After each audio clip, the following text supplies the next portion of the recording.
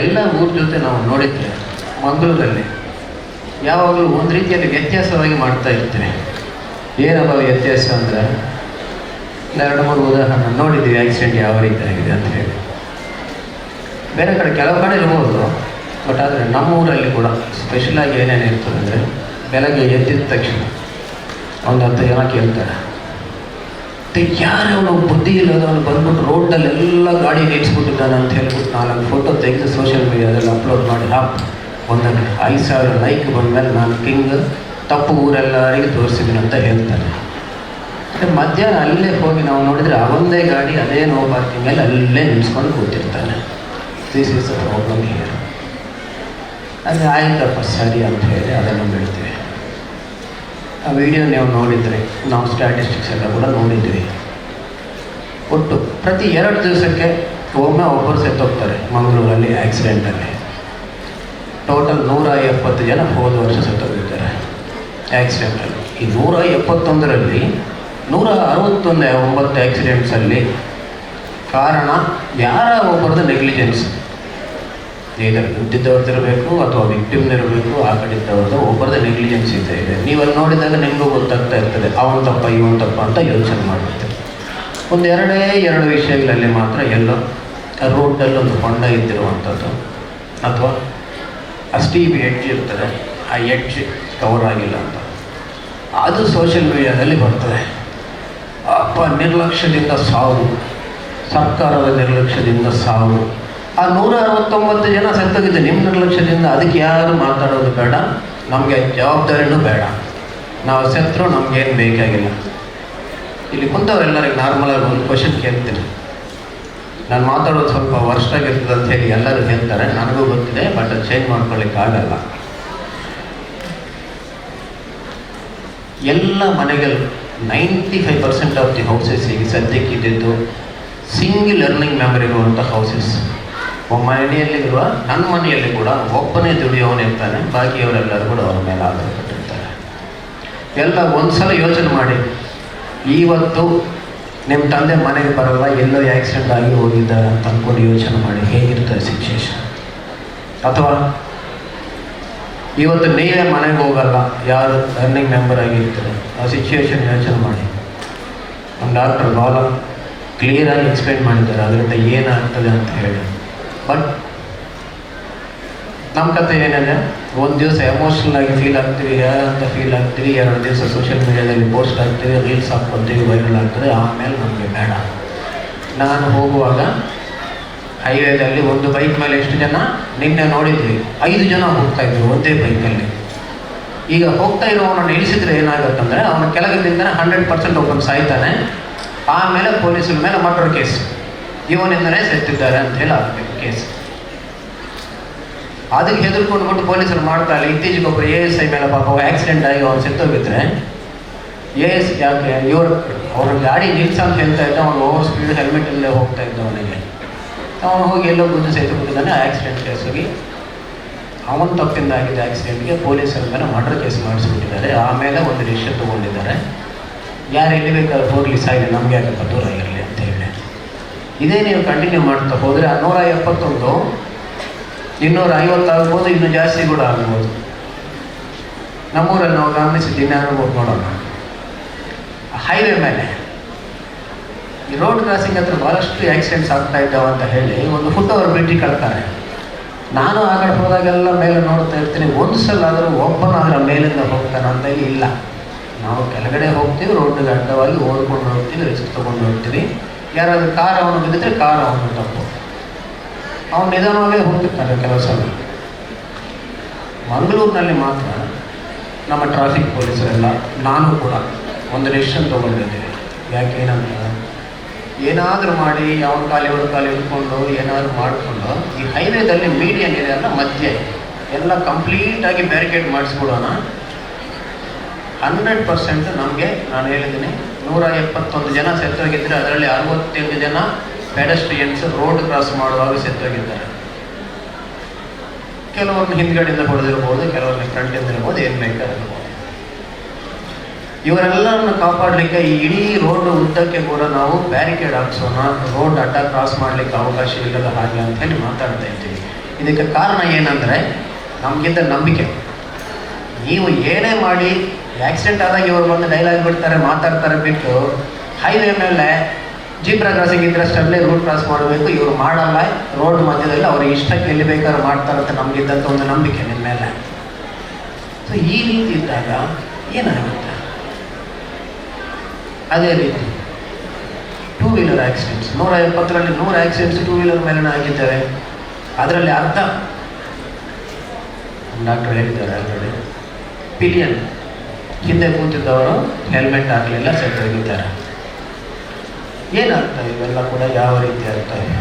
ಇನ್ನೊಂದು ನಾವು ಬಹಳ ಏನಾದರೂ ಹೆಮ್ಮೆಯಿಂದ ಹೇಳ್ಕೊಳ್ಳುವಂಥದ್ದು ಏನಂದರೆ 25 ಕೇಸಲ್ಲಿ ಮೈನಸ್. ನಾನು ನನ್ನ ಮಗನಿಗೆ ಎಲ್ಲ ಎಕ್ಸಲೆಂಟ್ ಫೆಸಿಲಿಟೀಸ್ ಕೊಟ್ಬಿಡ್ತೇನೆ ಅಂತ ಹೇಳಿ ಮೈನರ್ಗೆ ತೊಗೊಂಡೋಗಿ ಗಾಡಿ ಕೊಟ್ಟಿದ್ದು ಇವರು ಹೋಗೋ 10 ಜನಕ್ಕೆ ಹೊಡೆದು ಸಾಯಿಸಿಬಿಟ್ಟಿದ್ದಾರೆ. ಈಗ ಅದೇನು ಆಕ್ಸಿಡೆಂಟಾ ಮರ್ಡರ? ಇನ್ನೊಂದು 4 ಕೇಸಲ್ಲಿ ಅವರೇ ಕುಡಿದು ಹೋಗಿ ಬಿದ್ದು ಅವರೇ ಸತ್ತಿದ್ದಾರೆ. ಅದು ಏನಾಗುತ್ತೆ? 2 ಕೇಸಲ್ಲಿ ಕುಡಿದವರು ಹೋಗಿ ಆಕ್ಸಿಡೆಂಟ್ ಮಾಡಿದ್ದಾರೆ, ಅದು ಮರ್ಡರ ಆಕ್ಸಿಡೆಂಟ್. ಸೊ ಈ ಎಲ್ಲ ಕೇಸುಗಳಲ್ಲಿ ಕೂಡ ಇನ್ನು ಮುಂದೆ ಕಲ್ಪಬಲ್ ಹೋಮ್ಸ್ಟೇಗ್ ಅಂತ ಒಂದು ಸೆಕ್ಷನ್ ಇದೆ, ಒಂದು 10 ವರ್ಷ ಜೈಲಲ್ಲಿ ಇರಲಿಕ್ಕೆ ಅವಕಾಶ ಇದೆ.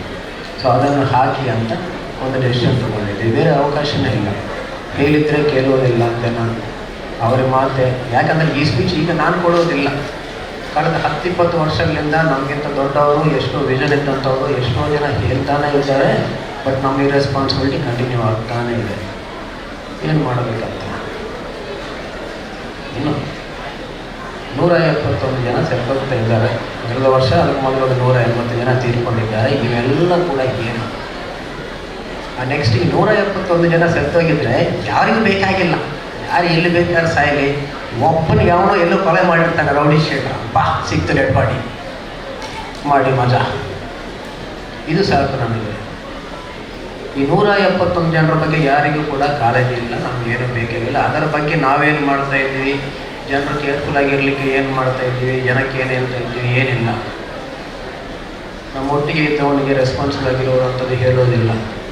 ಎಲ್ಲ ಒಂದು ಕಡೆ ಒಂದು ಇನ್ಸಿಡೆಂಟ್ ಆಗ್ತದೆ, ಅದನ್ನು ತಗೊಂಡು ನಮಗೆ ಎಲ್ಲಾದರೂ ಅಡ್ವಾಂಟೇಜ್ ಬರ್ತದೆ. ಅಲ್ಲಿ ಪ್ರತಿಯೊಬ್ಬನೇ ಏನಾದರೂ ಬ್ಲಡ್ಡಲ್ಲಿ ಹೇಗಾದರೂ ಮಾಡಿ ಒಂದು ಭಾವ ತಗೊಂಡು ಬರೋದು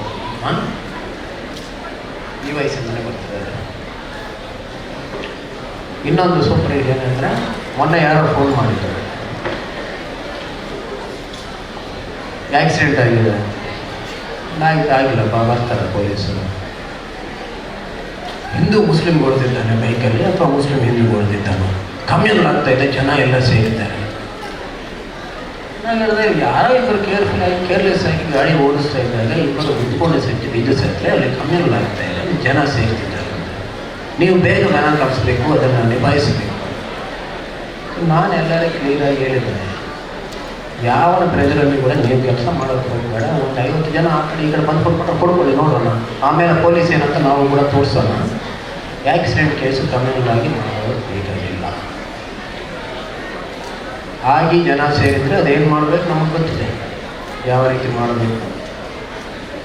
ಇಷ್ಟು ವರ್ಷ ಪ್ರತಿ ಆಕ್ಸಿಡೆಂಟಲ್ಲಿ ಎಷ್ಟೆಷ್ಟು ಜನ ಸೇರಿದ್ದಾರೆ ಎಲ್ಲ ಲೆಕ್ಕ ತೆಗೆದು ಸೇರಿಸಿ ಯಾವ ಕೇಸಲ್ಲಿ ಯಾರು ಏನು ಮಾಡ್ಕೊಂಡಿದ್ದಾರೆ ಎಲ್ಲ ಲಿಸ್ಟ್ ಮಾಡಿ ಡೇಟಾ ಎಲ್ಲ ಫಿಟ್ ಮಾಡಿ ಇಟ್ಕೊಂಡಿದ್ವಿ. ಯಾರು ಎಲ್ಲಿ ಯಾವ ರೀತಿ ಯಾವ ಕೇಸಲ್ಲಿ ಹಾಕ್ಕೋಬೇಕು, ಏನು ಮಾಡಬೇಕು ಎಲ್ಲ ರೆಡಿಯಾಗಿ ಡೇಟಾ ಇದೆ.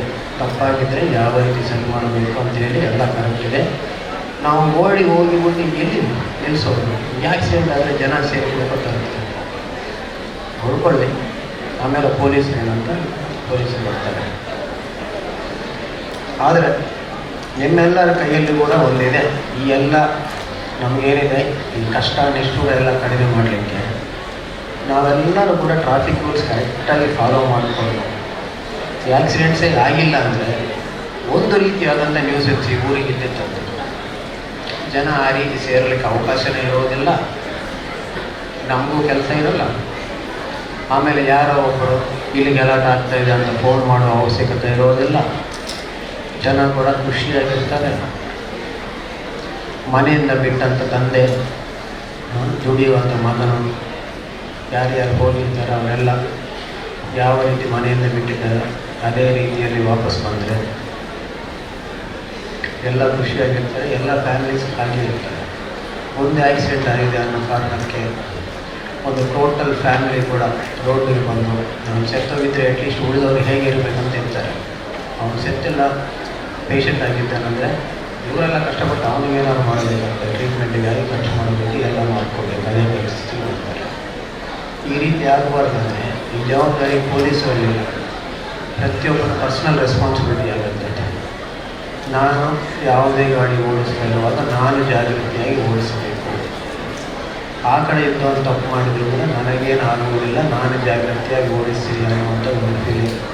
ನಮ್ಮ ಡಿ ಸಿ ಪಿ ಕ್ರೈಮ್ ಯಾವಾಗಲೂ ಹೇಳ್ತಾ ಇರ್ತಾರೆ, ಡಿಫೆನ್ಸಿವ್ ಡ್ರೈವಿಂಗ್ ಅಂತ ಹೇಳಿ ಡಿ ಸಿ ಪಿ ಟ್ರಾಫಿಕ್ ಕೊಡೋದು. ಸೊ ಅದಕ್ಕೆ ಮೈಂಡ್ ಸೆಟ್ ಅದು. ನಾನು ವೈಲೆಂಟಾಗಿ ಹೋಗ್ತೀನಿ, ಯಾವುದು ಕೇರ್ ಮಾಡಲ್ಲ, ಹೇಗೆ ಬೇಕಾದರೂ ಹೋಗ್ತೀನಿ ಅಂದರೆ that is mind set of the people. ಪ್ರತಿಯೊಬ್ಬರನ್ನು ಕ್ವಶನ್ ಮಾಡುವಂಥ ರೆಸ್ಪಾನ್ಸಿಬಿಲಿಟಿ, ಧೈರ್ಯ, ಕೆಪಾಸಿಟಿ ಇದ್ದಂಥವ್ರು.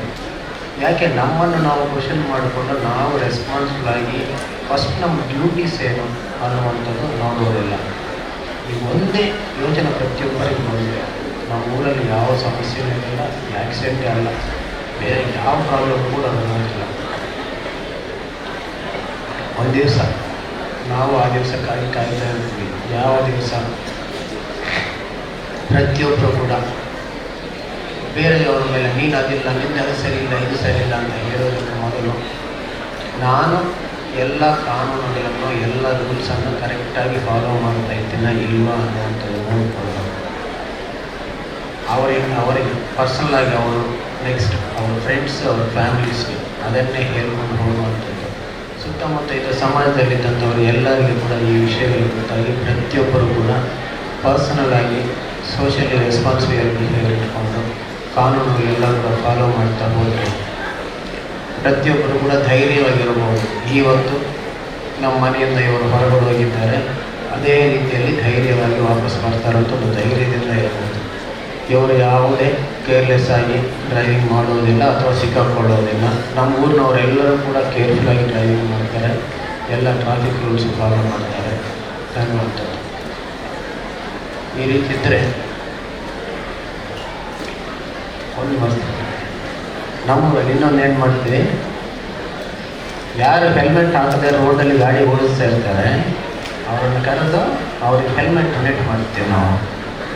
ಓಕೆ, ಹೆಲ್ಮೆಟ್ ಅಂತೂ ಡೊನೇಟ್ ಮಾಡಿದ್ರು. ಆಮೇಲೆ ಅವ್ರು ಹಾಕ್ತಾರೆ ಇಲ್ಲ, ಏನು ಹೇಳ್ತಾರೆ ಅದನ್ನು 1 ಲಕ್ಷ ಇಟ್ಕೊಂಡು ಬೈಕ್ ಖರೀದಿ ಮಾಡಿದ್ದು ಅವನಿಗೆ ನಾವು 500 ರೂಪಾಯಿ 1,000 ಇಟ್ಕೊಂಡು ಅವ್ರ ಹೆಲ್ಮೆಟ್ ತೊಗೊಳ್ಳೋ ಕೆಪಾಸಿಟಿ ಇಲ್ಲ ಅವರಿಗೆ. ನಮಗೆ ಗೊತ್ತು, ಭಾಳ ಖುಷಿಯಾಗಿತ್ತು. ಯಾರೋ ಒಬ್ಬರು ಬಂದಿಲ್ಲ ಹೆಲ್ಮೆಟ್ ತೊಗೊಳ್ತಾ ಇದ್ದಾರೆ. ಅದು ಆ್ಯಕ್ಚುಲಿ ಇನ್ಸಲ್ಟ್ ಫೀಲ್ ಮಾಡಬೇಕಾದಂಥ ಒಂದು ಸಿಚುಯೇಷನ್. ಸೊ ಇದನ್ನು ಅರ್ಥ ಮಾಡ್ಕೊಂಡಿದ್ರೆ ನಾನೇನು ಹೇಳಿದ್ದು, ಆ್ಯಕ್ಸಿಡೆಂಟ್ ಆಗದೇ ಇರುವಂಥದ್ದಲ್ಲ ಗ್ರೇಟ್ನೆಸ್.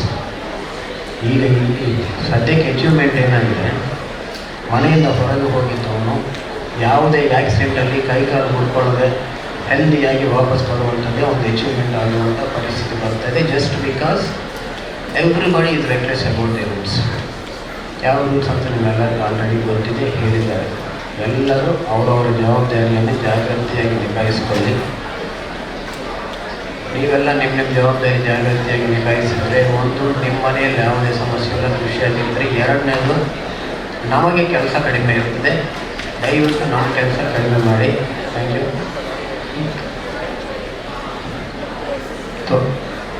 ಈ ಅವಕಾಶ ಕೊಟ್ಟಿದ್ದಕ್ಕೆ